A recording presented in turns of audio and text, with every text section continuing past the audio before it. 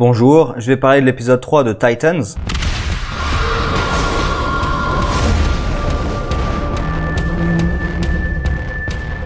Alors globalement, j'ai pas trouvé ça terrible.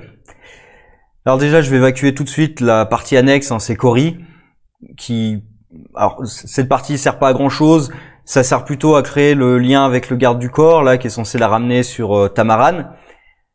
Ça parle un petit peu de sa sœur, mais en même temps, on connaît pas du tout la relation avec sa sœur. On sait pas vraiment quelles sont les raisons qui l'empêchent de revenir sur Tamaran. Parce qu'elle invoque le problème des castes, que vivre sur Tamaran avec le système de castes, c'est compliqué pour elle et qu'elle aurait pas tous les droits qu'elle voudrait si elle était reine. Mais en même temps, si elle est reine, elle peut changer la loi. Alors, elle peut peut-être pas changer en profondeur le système des castes, mais quand même, en tant que reine, elle peut avoir certainement quelques impacts sur la loi.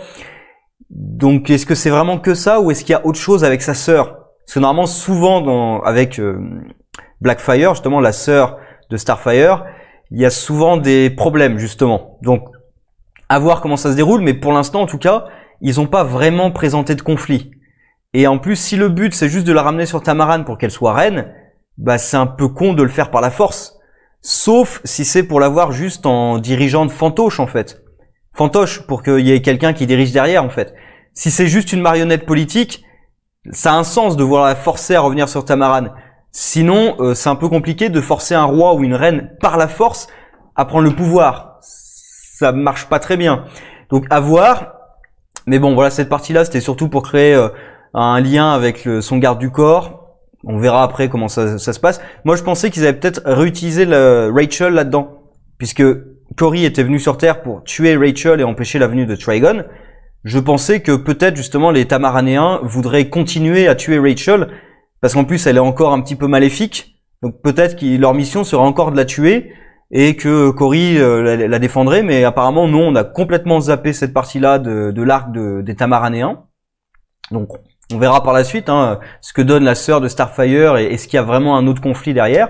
Pour l'instant, ça donne pas vraiment envie. Et sinon, donc l'histoire principale, alors ça c'est Dr. Light pour l'instant dans cet épisode. Et c'était très décevant. Bon déjà, Dr. Light, dans l'épisode précédent, ils étaient présentés plutôt comme une menace. Puisqu'en plus, ils les attaquaient dans l'ombre, sans être présents. Donc c'était plutôt la menace qui savait en plus où frapper. Ça d'ailleurs, c'est un truc... Il savait exactement où les frapper. Il savait par exemple où se trouvait la voiture de Dick. Donc ça veut dire qu'il savait où il se trouvait. Il savait où vivaient les Titans. Et ça, personne ne le prend en compte dans cet épisode. Ça, moi, c'est le premier truc que je me suis dit. C'est s'il a pu mettre une bombe dans la voiture, c'est qu'il sait où vous vivez en fait. Mais apparemment, non, personne ne prend ça en compte. Bon. Ensuite, toute l'équipe est convaincue qu'il a essayé de les tuer. Alors que moi, c'est marrant parce que justement, en voyant l'épisode précédent, j'étais parti du principe qu'il n'avait pas essayé de les tuer. C'était juste pour les prévenir et jouer avec eux. Et apparemment, c'était ça, puisque quand il parle avec Deathstroke, ben, c'était pas son but de les tuer. Apparemment, son but, c'était plutôt de les réunir. Et le plan de Deathstroke, c'est de voir comment ils fonctionnent pour voir leurs faiblesses. Bon, c'est pas vraiment ce qu'il fait dans l'épisode, d'ailleurs. Mais peu importe. Dr. Light est présenté comme une blague, en fait, dans cet épisode. C'est-à-dire, dans les précédents, il y avait un peu cette atmosphère de menace parce qu'on ne voyait pas interagir en fait. On voyait juste les explosions. Donc justement, c'est celui qui a planté les bombes à l'avance, qui savait où frapper et tout. Donc c'est plutôt le mastermind. Là, au contraire, c'est le laquais de Deathstroke. En plus, il fait des blagues pourries face à Deathstroke. Donc c'est un clown. C'est vraiment un guignol. Plus première scène où il apparaît, il s'empiffre toute la canette de bière là. Donc oui, d'accord, ça va pas être le grand méchant de la série. Mais là, vraiment, il passe pour un abruti. Et première scène d'affrontement, déjà, il y a un problème sur l'utilisation des pouvoirs de Light, je trouve. Il balance une boule d'énergie, ça fait exploser une voiture qui vole en arrière. Après, il la balance contre une portière. Là, la portière, elle résiste. Après, il la balance contre quelqu'un. À la fin de l'épisode, là, contre Jason. Jason, il met sa cape, il résiste à la boule d'énergie. Alors que plus tôt dans l'épisode, elle faisait décoller une bagnole. Donc il y a un problème. Ou pareil, Dick avance tout droit face à lui, il balance une boule d'énergie, il vise à côté. Ouais, Dr. Light, il y a un problème. Il est vraiment pas terrible comme méchant. Et ensuite, à la fin de la scène qui est dégueulasse, enfin je l'ai trouvé dégueulasse, la scène de combat contre Dr. Light, la première.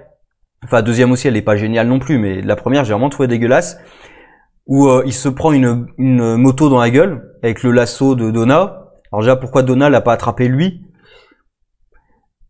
Mais bref, elle lui balance une moto sur la gueule. Bah il est mort, non? Enfin, il s'est pris une moto en pleine tête. Il n'est pas mort. Bon, après on voit que la moto elle est sur ses jambes. Bah il a plus de jambes, non?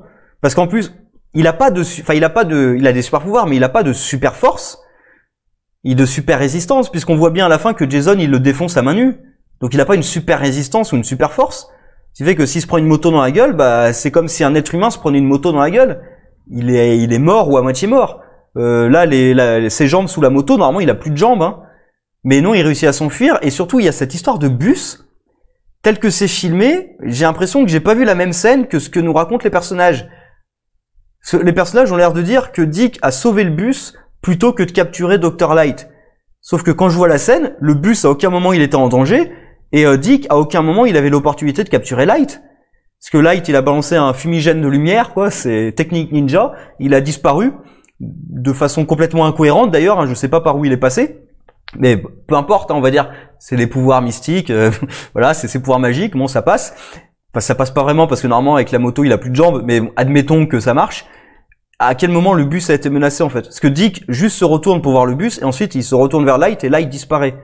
Mais les mecs ont l'impression de dire que Dick a préféré sauver le bus que de capturer Light. Non, en fait, non, c'est pas du tout ce qui s'est passé. Donc il y a des trucs très bizarres là-dedans avec cette scène et la façon dont c'est géré juste après. Et la scène finale où Light se fait défoncer par Jason. Donc oui, c'est une blague quoi. Et même du coup l'équipe qui se réunit ensemble pour aller attaquer Light, mais Jason tout seul il le défonce. Donc à quel moment c'était une menace? C'est ça aussi le truc, c'est l'équipe le présente comme une menace. Et ils éloignent les nouveaux membres, sont entendus, voilà c'est dangereux et tout. Mais Jason il le défonce tout seul. À quel moment c'était dangereux en fait? J'ai l'impression qu'il joue un peu sur les deux tableaux. Donc sur le côté il est dangereux, mais en même temps à l'écran quand il apparaît c'est une blague. Il y a un truc assez bizarre là-dessus.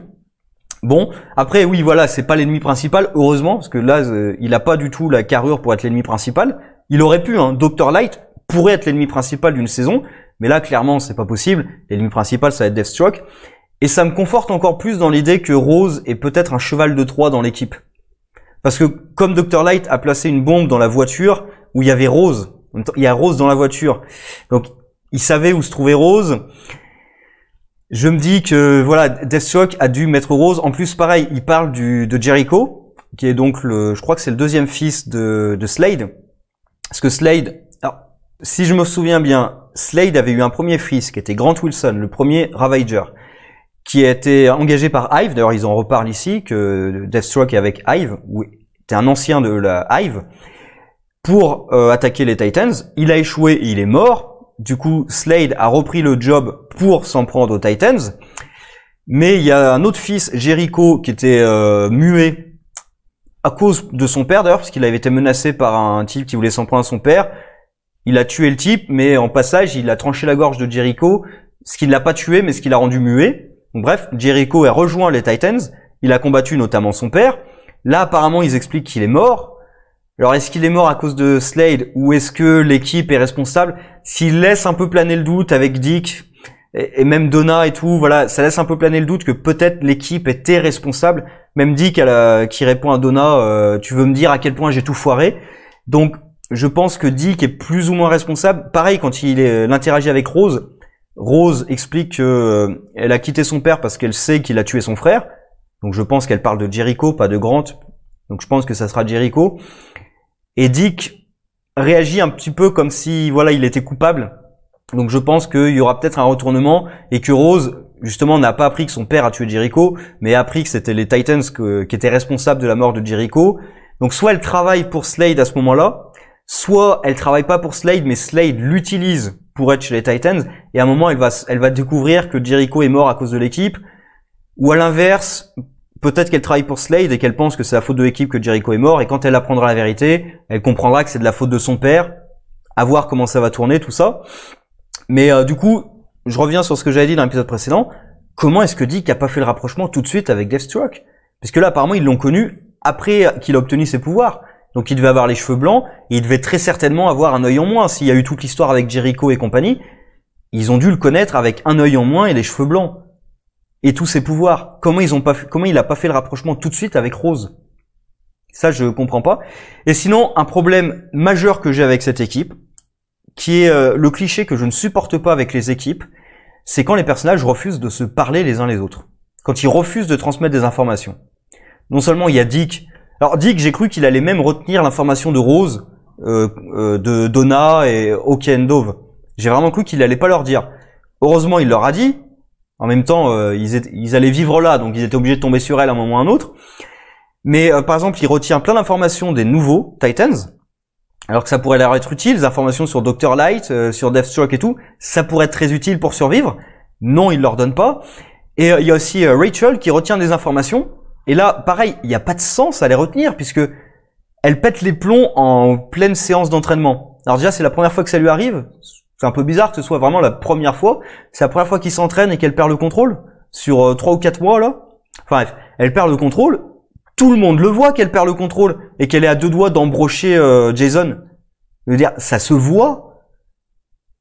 Et elle cache quand même le truc. C'est même, en fait, j'arrive même pas à comprendre comment elle peut cacher le truc. Dire, on a vu qu'elle a pété les plombs et qu'elle était à 2 doigts de le tuer. Et Dick, il réagit pas, il va pas lui poser de questions ou quoi que ce soit, c'est non, c'est normal. Et par contre, elle dit la vérité à Cory, mais pas à Dick. Enfin, il y a un truc qui est très bizarre quand même là-dedans, dans la façon avec laquelle c'est géré.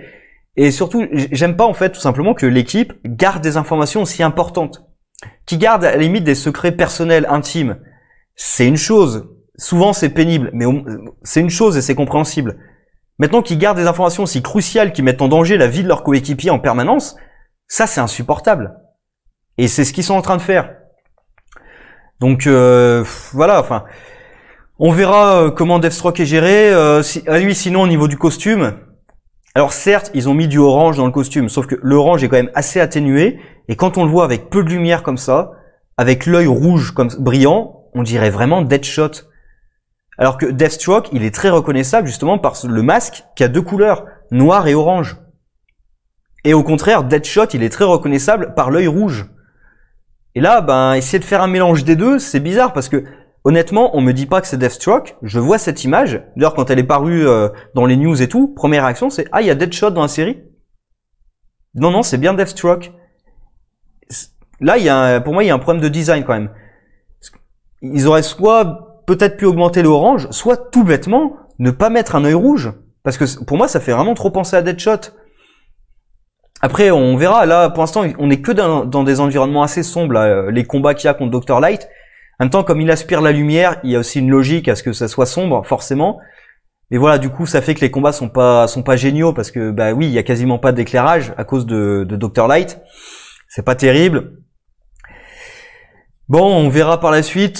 J'espère que l'intrigue de Slade Wilson, de Rose Wilson, etc. J'espère que cette intrigue sera bonne. On va bouffer du flashback, ça c'est absolument sûr. On va en bouffer. Même là, il y en a des flashbacks. Alors c'est des cuts ultra rapides, assez dégueulasses. J'espère qu'on va pas en bouffer trop de flashbacks quand même, mais on sera obligé d'en avoir.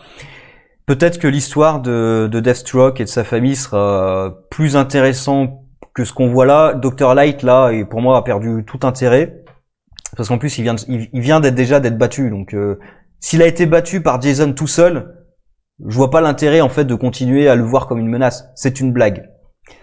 Bref, sur ce, au revoir.